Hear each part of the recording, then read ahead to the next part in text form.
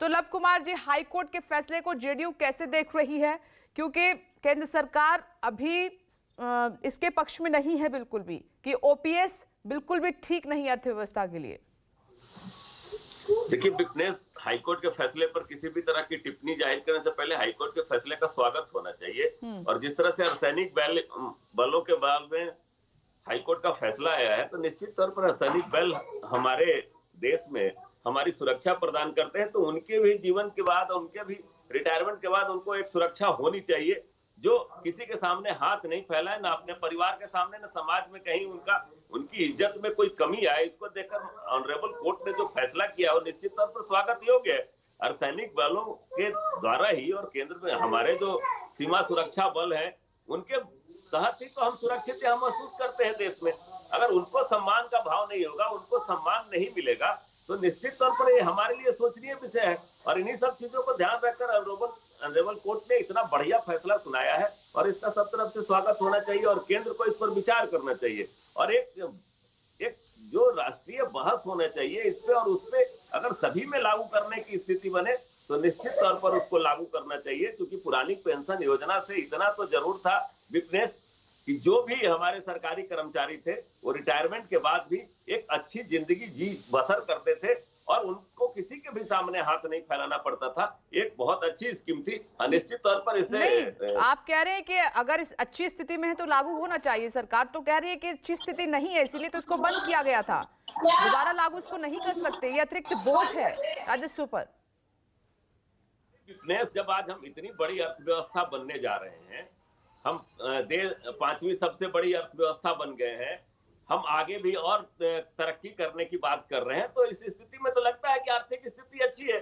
और अच्छी है तभी तो आज जो स्थितियां बनी है, अगर आप अपना पैसा, गरीबों का पैसा, अगर आप जहाँ LIC, SBI जहां जमा होता है और उस पैसे को आप अपने मित्रों के यहाँ दे देते हैं, उससे तो अच्छा है ना जो हमारे यहाँ हमारे कर्मचारी जो आपके साथ जीवन खपाते हैं, जो भारत के विकास के लिए, भारत की बेहतरी के लिए विपनेश इतने दिनों से काम कर रहे हैं और जिनके बदौलत आज हम सुरक्षित महसूस कर रहे हैं, जिनके बदौलत आज भारत इतना तरक्की किया है, उन्हीं कर्मचारियों की बदौलत, तो हम उन कर्मचारियों को क्यों रिटर्न गिफ्ट नहीं दे। हो सकता है जिस समय आर्थिक स्थिति अच्छी नहीं हो, इस पेंशन योजना को लागू की गई हो। आज तो 5 ट्रिलियन की इकोनॉमी की बात हम कर रहे हैं, दुनिया की इतनी बड़ी अर्थव्यवस्था भारत की अर्थव्यवस्था हो गई है। अगर उसके बाद अगर इस तरह की बात हम कहें कि हमारे पास नहीं है, तो ये तो बड़ा हास्यास्पद होगा। तब तो फिर एक झूठा आंकड़ा दिया गया है केंद्र सरकार की तरफ से 8 सालों में कि हम इतने बड़े इकोनॉमी हो गए हैं, देश के इतने बड़े इकोनॉमी हो गए। तो इतनी बड़ी इकोनॉमी के साथ तो हमें निश्चित तौर पे खुद ही गर्व का विषय होना चाहिए कि हम सभी को, अपने कर्मचारियों को ओल्ड पेंशन योजना लागू कर दें। और उसके बाद अभी कोई मुख्यमंत्री जी कह रहे थे, मनोहर कट्टर जी का, कि ऐसी स्थिति नहीं है 2030 तक भारत कंगाल हो जाएगा। भैया 2023 है, 7 सालों में ऐसा क्या हो जाएगा जो 5 ट्रिलियन इकोनॉमी कंगाल होने की कगार पे पहुंच जाएगी। विपने से सोचने का विषय है जी। निश्चित तौर पर आंकड़ों की अगर बाजीगरी कर रहे हैं और भारत, चलिए आप कह रहे हैं कि एक तरफ देश की अर्थव्यवस्था इतनी मजबूत होती जा रही है जिस पर केंद्र सरकार वाहवाही लूट रही है, तो दूसरी तरफ ये ओपीएस लागू करने में क्या दिक्कत है। जी आलोक जी, जल्दी से रिस्पॉन्ड कीजिए, फिर मैं अपनी सहयोगी राजीव रंजन का रुख करूंगी। अनुरोध करना चाहूंगा, अगर इनको इतना ही लुभावना और मजबूत और इतना ही पैसा दिखाई देता है तो उन्होंने बिहार में क्यों नहीं लागू कर दिया है।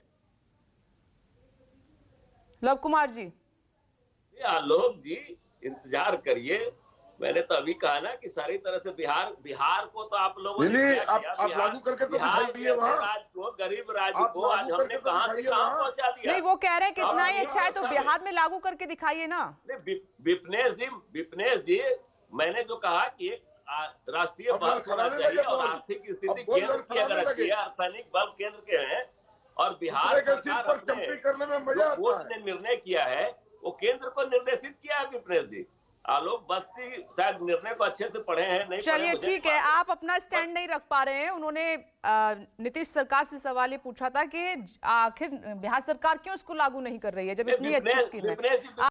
नमस्कार, मैं हूं मानक गुप्ता। अगर आपको हमारा ये वीडियो पसंद आया हो तो इसे लाइक और शेयर जरूर करें और हाँ, हमें सब्सक्राइब और फॉलो करना ना भूलें ताकि आप देश और दुनिया की कोई खबर मिस ना करें। तो जुड़े रहिए हमारे साथ और देखते रहिए न्यूज़ 24।